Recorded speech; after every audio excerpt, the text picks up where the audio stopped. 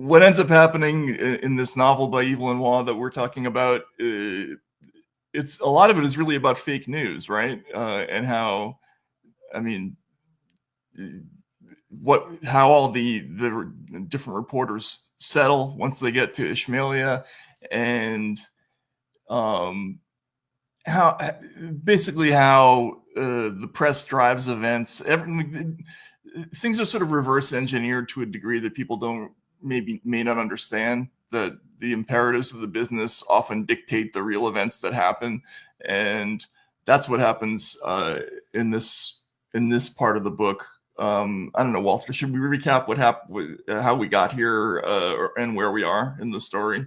Yeah, it's easy. It's easy to recap it. I mean, William Booth, nature columnist and country boy in England, is mistaken for this fashionable novelist and is sponsored by a society lady such that he gets an assignment from his paper, where he usually writes about voles, badgers, and grebes, to go to an African country which is experiencing something like a civil war, but when you get there, it turns out it's something less than a civil war. As one guy says, yeah, when they go out to collect the taxes in the mountains, they always get a little pushback. That seems to be a lot of what has been construed as a civil war. It has white shirts in it. In other words, it has a fascist and a Marxist element. But what it really is one ruling family that's kind of, having some internal problems. But anyway, when they get there, and when Booth gets there, they're all looking for news. But one of the first things you learn is you can't really leave the capital. There's no chance to get out where the story is. And so it's kind of a competition to manufacture something, basically. And one guy kind of thinks he has, but there's a wonderful moment there, and maybe you have it in front of you. I have it on a Kindle with the telegrams. Where they discuss why you don't call each other out on false stories.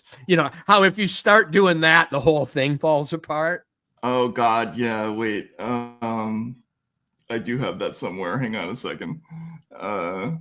Because William Booth, somebody sort of recommends innocently that this fake story about a Russian spy or a Bolshevik agitator who actually is just some employee of the railroad or something. Well, right, yeah. So, okay, I do have it, and let's back up and explain how this whole thing happens. So all of the correspondence, and by the way, this is described as the epochal happening in the history of Ishmailia is the arrival of like 14 Western correspondents in the country. Like nothing of even remotely similar importance has ever happened in the place. And they get on a train, and there are three first class cars that are mostly taken up by an American film company. And then there's 14 extra spots that involve journalists. And one of them is Wendell Jakes, the famed American, very wealthy news writer. And it's really funny. They're all gossiping about what Jakes is doing, and one of them says, Jakes is already urgenting 800 words a day. And so the other one says, Jakes is here, well, there must be something in it. In other words, if he's here, there must actually be real news. Right. And then at that exact moment, I think this is Corker who's talking. He says, who's the important little chap with the beard? They look toward the customs shed through which the Swiss was being obsequiously conducted. You'd think he was an ambassador, said Corker bitterly. And it's basically just an Ishmaelite, a ticket taker on the train who just happens to have a beard. Right. And one of the reporters thinks it looks a little funny, and this turns into a series of it turns into Russiagate. It turns into Russiagate, exactly. Let's see. For a moment, yeah. Let me find the exact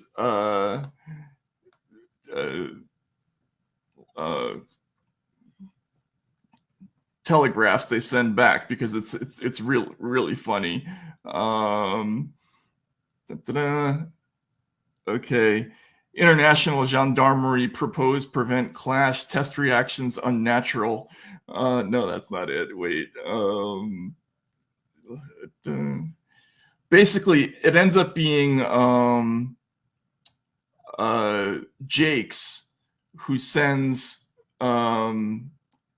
back an authoritative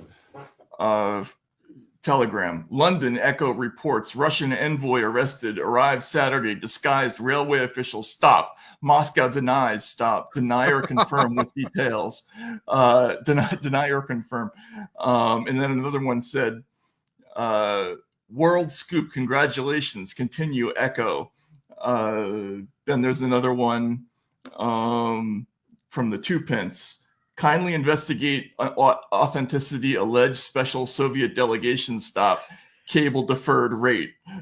So what he means by cable deferred rate, and there's another really funny section in this. The Twopence is like the lefty paper, and they don't have enough money to send telegrams. So what he ends up doing, the Twopence writer, instead is send by post what we call evergreen stories. right. You know, the ones that I used to do at time, like, you know, yes, new thinking on the Virgin Mary. Right, exactly. Things that'll be true tomorrow will continue to be true. But finally, there is a denial issued by the railway minister. It is categorically denied that there is any Russian diplomatic representative accredited to the Republic of Ishmaelia, nor is there any truth in the report spread by subversive interests that a Russian national of any description whatsoever imbibed in Jacksonburg last Saturday. The train was occupied exclusively by representatives of the foreign press and one employee of the railway. You know what I love about that? What? Even though as a reader of the book, you know it's true, it shows you that all denials sound inauthentic. Right, exactly. Exactly. You know, it's like the LBJ thing. Remember when he did that whole thing where he accused, when he was running for a House seat, he spread the rumor that his opponent was having sex with pigs, and some aide said, Jesus, Lyndon, we can't get away with calling the guy a pig fucker. And he says, yeah, but let's let the son of a bitch deny it, you know? And that's kind of how news works, right? So sort of joyfully after this, maybe not joyfully, William, who's sort of getting the hang of the newspeak that you identified in the last show, he sends a telegram back. All rot about Bolshevik. He is only ticket collector. Ass called Shumble throughout thought his beard false, but it's perfectly all right. Really, will cable again if there is any news. Very wet here. Yours, William Boot. Very wet here. What's the funny thing about that telegram is he hasn't gotten the hang yet of the condensation necessary to save the paper money. You know? Right. Yeah. He's still trying to speak English. What I love is that when the details in this story are so great. When the telegrams arrive in Ishmaelia, the general process of distributing them is that they just wait till there are a bunch of them, and then they go around town saying, "Does this sound like it's for you?" Right. And people have to claim the telegram as though that sounds like it's probably to me. They're not private at all, you know. Ishmaelia is funny because even though it's supposed to be a complete shambles, Waugh has a kind of affection for it compared to these people who are pretentious, lazy, and destructive. And destructive. You know, I'm reading another novel right now that's kind of in this vein, Robert Stone's Dog Soldiers.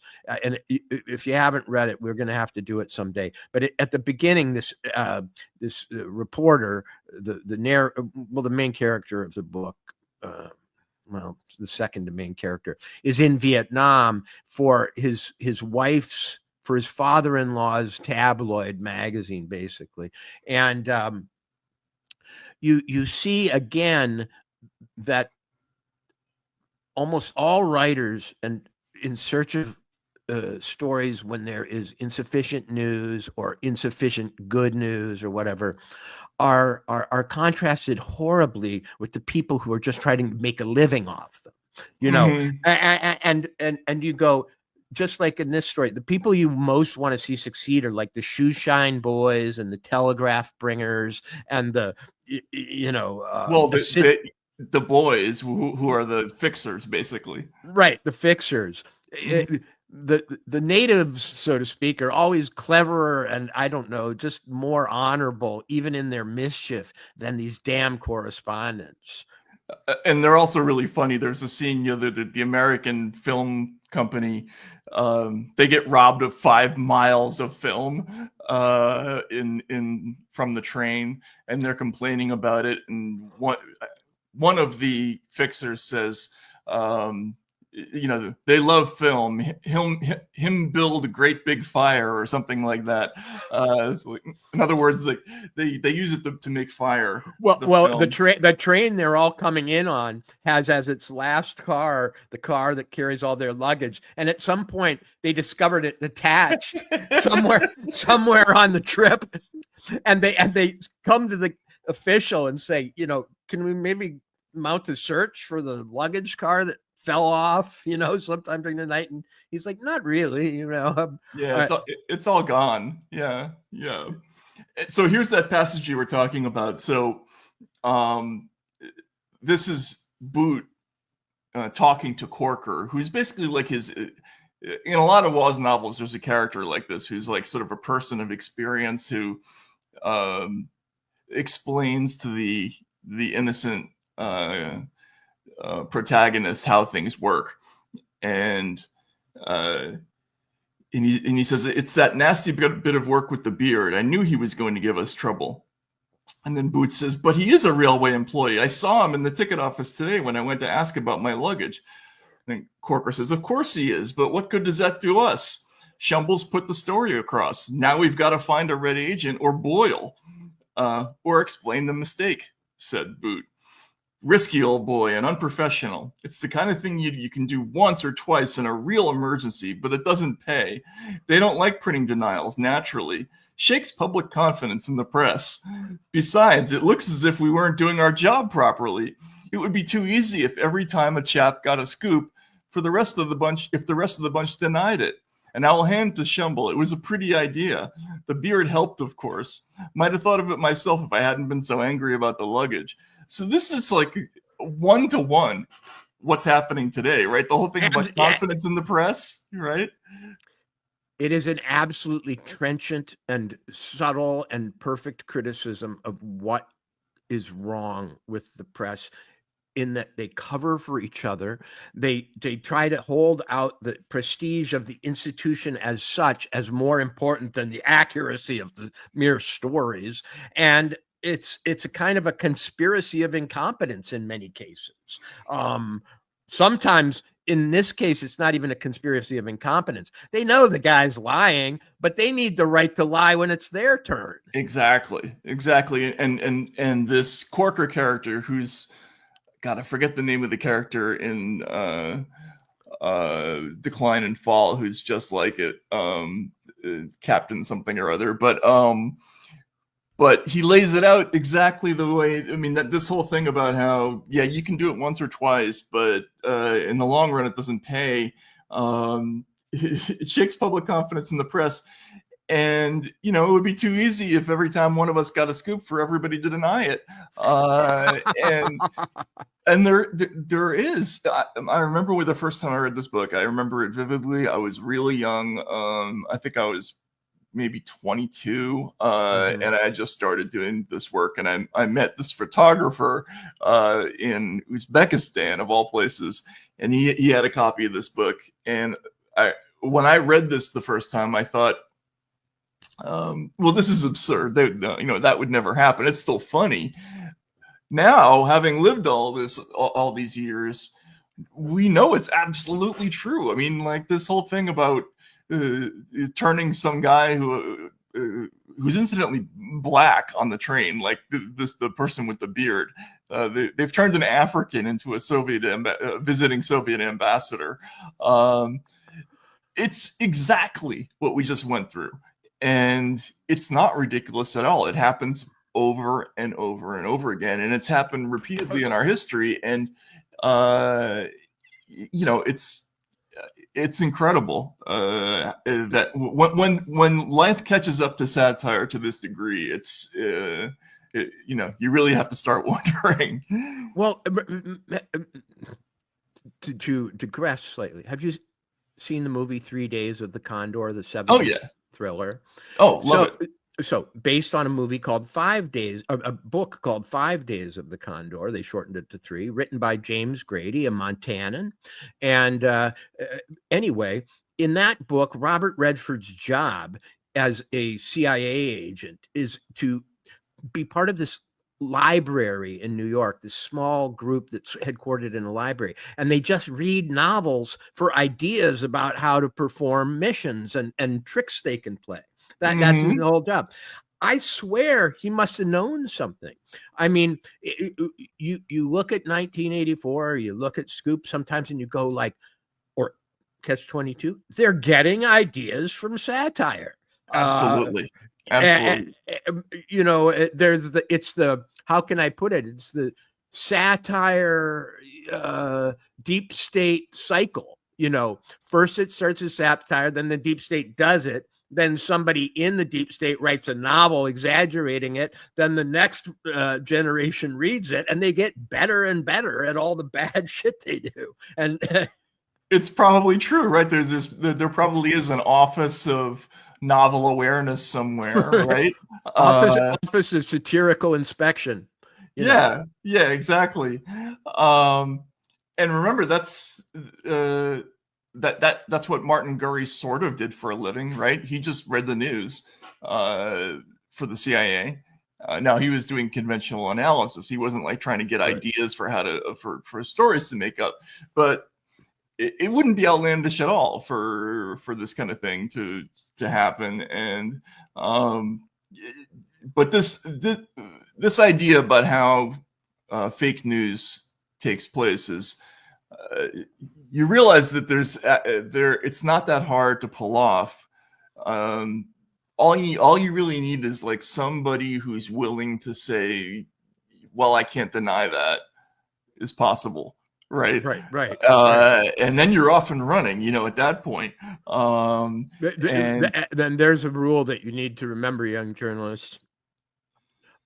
Provoking a denial is almost as good as getting confirmation, or maybe better.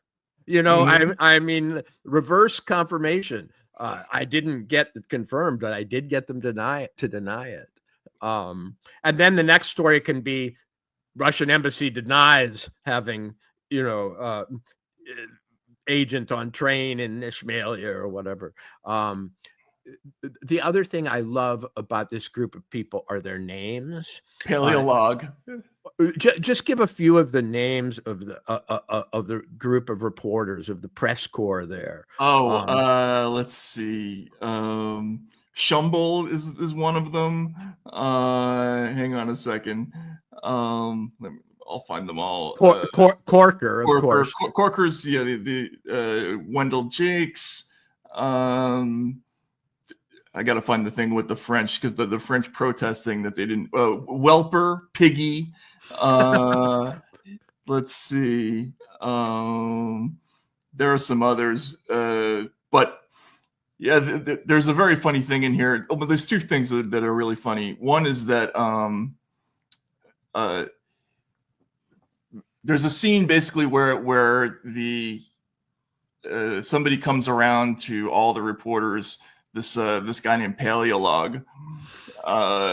He's an Ishmaelite, Right. and he meets Corker and he pitches him. He says, "You have got to have boy for yourself in this country," he said. "Yes," said Corker, "it seems I ought. I fix him. I find you very good boy from Adventist mission. Read, write, speak English, sing hymns, everything. Sounds like hell to me. Please?" "Oh, all right, it doesn't matter. Send him along." In this way, Paleolog was able to supply servants for all the newcomers. Now, for people who haven't been in like an expat situation, this is exactly the way the news is done in far off posts, because most of the reporters don't speak the languages, so they become highly dependent upon these fixers who get together and they basically create the news that goes back to the West. They decide what the major storylines are going to be. They figure out how they're going to be able to help themselves with their various assignments. Then they sell their influence to the government and say, "Listen, I've got this reporter on the line. He doesn't know damn thing about our country. I can get him to say anything. What do you want him to say, and how much you willing to pay me?" Exactly, and then it becomes a fight to see who can get the best fixers. Right. And the best fixers are usually the ones who are the highest paid, who are able to grease the other officials on the other end of the line. So there's always this thing. And Waugh really captures it here, where the Americans typically do really well in this situation, not because they have any initiative or they work harder, but just because they throw around a lot more cash than everybody else. And so they get the best information. And that leaves everybody else out in the cold. And there's a hilarious scene where the French and I think who else is it might be the French and the Scandinavians get together and they decide that they're going to have to protest. And there's a line like, "Well, what happens after we protest and nothing happens?" "Well, we have to protest again." So they get together and they send a group letter. "We, the undersigned members of the French press in Ishmaelia, protest categorically and in the most emphatic manner against the partiality shown against us by the Ishmaelite Press Bureau and at the discourteous lack of cooperation of our so-called colleagues." And of course, that goes nowhere and does nothing. But they feel better that they've written the letter. And it's little things like that. The fact that the 2 pence is writing evergreen features because they can't afford telegrams. Like this is the kind of stuff that actually matters in journalism that people don't know about. They're not allowed to leave the capital. Okay, right. So let me give you an example of this from my own life. Years ago, I went to not many years ago, the Cleveland Republican Convention in 2016. And, Donald Trump, here's this big story, the interloper he's just been nominated. He's going to speak. And I'm talking to some other press people. And I say, "Well, you're going to be over there tonight? I better head over. The lines are long, the security, to get in." And they're like, "No, we're all watching together from a viewing lounge at some restaurant." And I thought, wait a second. This is the biggest earthquake, the speech of the century from, the proto-fascist Donald Trump, and you're not even going to it? We're going to go, You're going to go all watch TV with each other and check out how each other are reacting to it and then form your opinions based on, the group. You're not even going to the damn thing. And I remember last year, man, I made Matt go to the Trump speech. I was like, I made him watch Kid Rock. It actually was worth it. That was good. Right. Okay, this was fun. But I was behaving like one of these people. I'm like, well, whatever. We'll get the transcript tomorrow. But and this is. But we even saw Hulk Hogan rip his shirt open, man. I mean, that's right. You don't want to see that at third hand. You want to be there.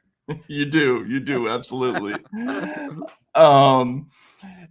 and all this stuff about how Fleet Street operates, like I was debating whether to tell this story or not because it's a little bit embarrassing, but I actually had a very similar episode to what happened to William Booth in this story when uh,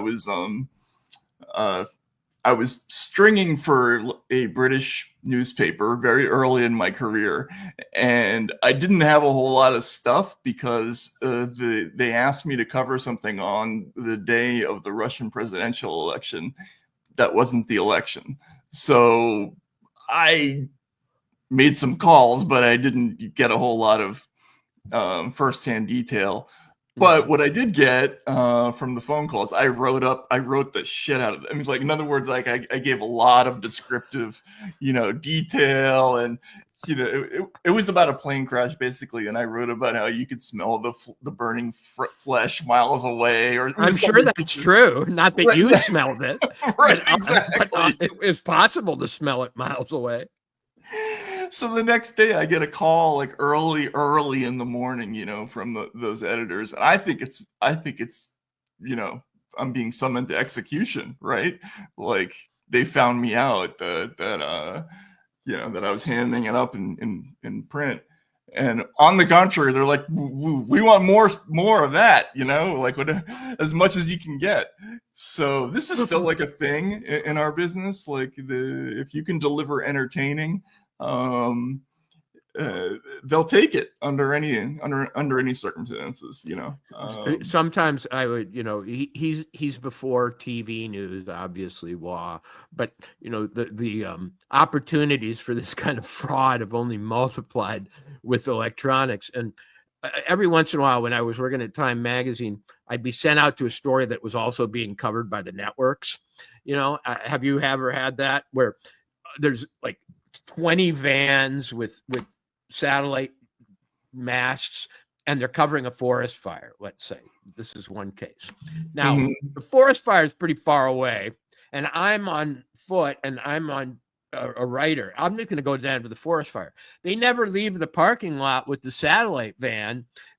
They can smell the smoke from miles away. Oh, right. Yes. They won't even turn their back to see it or go near it. And it's like the conservation of energy. It's a Newtonian principle in journalism that, if you can both claim to be somewhat proximate to the story without having to go close to it, you will stop there. A certain number of journalists will stop there. That certain number being almost all. Almost all of them. And this whole thing about when they can't leave the city, and so what the hell is the point of them all being there if they can't actually do any reporting? You would think that is ridiculous, and that that is not a thing that is replicated in the real world. But if you have ever done campaign journalism, if you're on the plane with the candidate and you have a Secret Service pass, you cannot leave. You are not allowed to leave the bubble of the plane. Once you've been wanded and approved as somebody who's inside the trust tree with the group, you must remain with the group. Even though you technically are flying from Seattle to Chicago, and then from Chicago to New Orleans or whatever it is, you're really not going anywhere. You're just changing backdrops on what you do. But it's very important. It's so important to the companies that they had to be able to have the byline that says Chicago, Illinois, right? June 21st or whatever it is, that they'll pay lots and lots of money just to have a human being at a place when the whole thing might as well, you could do it in a soundstage, right? And just switch the backgrounds on it. So it's not ridiculous. It's just written here in a way that's very funny, and it all unfolds to William Booth as a great revelation. So it was pretty funny stuff. So there we are in the middle, and it's going to unwind, and it's Booth's going to catch on, and we're going to see the story come to a very surprising and absurd conclusion. But I think one of the reasons we cover a book like this is not just so we can talk about old glory days stories from early in our careers, but so that the audience knows and has our endorsement for the fact that this is accurate. This is only, in some cases, a sort of piquant exaggeration of the circumstances, but is by no means a distortion of reality. It's painful almost to know that you were in situations, I was in situations in which we should have been subject to this very satire, you know. Yeah, no, you would think that this stuff is just a lark, a laugh, but it's not. It's these ridiculous little considerations, most of them financial, that dominate a lot of how information gets out to the public. And, you know, especially here, the fact that there really isn't a civil war, there isn't a great, right. And this is very relevant to our current situation. There really is not this huge clash of ideologies going on. In fact, the overwhelming majority of the population has no idea that anyone even thinks there is something like that going on. However, it's the imperative of these these visitors from the West, that they discover this conflict, and they're so determined to discover it that they'll write it into existence. And yeah, that I think that very much mirrors what's going on now, right? I mean, it really mirrors also this factionalism that you were talking about, and we were discussing at the beginning of the podcast, all the, you know, the MAGA meltdown or whatever, because a lot of the MAGA meltdown is reporting on a story that's actually caused by the influencers and commentators disagreeing with each other. Right. In other words, their disagreements and their mutual hostilities have become the story. And I'll give you an example. Last night, I'm not breaking any confidences. I see Laura Loomer. Last night, I didn't know this Tucker interview was coming out today, but I see Laura Loomer say, I am convinced that Tucker Carlson will run for president as a libertarian version of mark this space, Laura Loomer says. You know, if you don't know who she is, then maybe you're luckier than most. But anyway, I text the source to try to check the story, and the answer is private in its wording, but in its essence, it's what the hell? But right. But that tweet itself becomes a story, you know, challengers to Trump begin to emerge, you know, and so on. And they're having a group of civil wars in this camp that are mainly being waged by them. Yeah, right. And that's right. It's not about actual people, and I guess we're making that mistake, or I'm making that mistake in this podcast. You know, the things that are not a story are people getting along, people being reasonable, people having nuanced opinions about things. None of that is sexy. But there's another, if you have a word search in your copy, search the word Harlem, like the neighborhood in New York City, because there's a wonderful little passage where Waugh says that despite the fact that there isn't really anything going on in Ishmailia and that the ideological conflict is kind of fake, he says in the various areas of world discussion, you know, London, Harlem, they're all debating the meaning of the Ishmaelian conflict and taking sides in it and so on. Exactly. Yeah, this is it. Life in Ishmailia went on as before, and the Armenian merchant on Main Street, who had laid in a big consignment of white cotton shirtings, found himself with the stuff on his hands. In Moscow, Harlem, Bloomsbury, and Liberia, however, keener passions were aroused. In 100 progressive weeklies and left study circles, the matter was taken up, and the cause of the Jacksons was restarted in ideological form. So yeah, I mean, I think this is, we've been talking about this for a while now. A lot of what we see in the news is just the niche arguments of a fairly small group of people who all know each other. Right. But providing grist for the salons, living rooms, dinner parties, and family rooms of the world.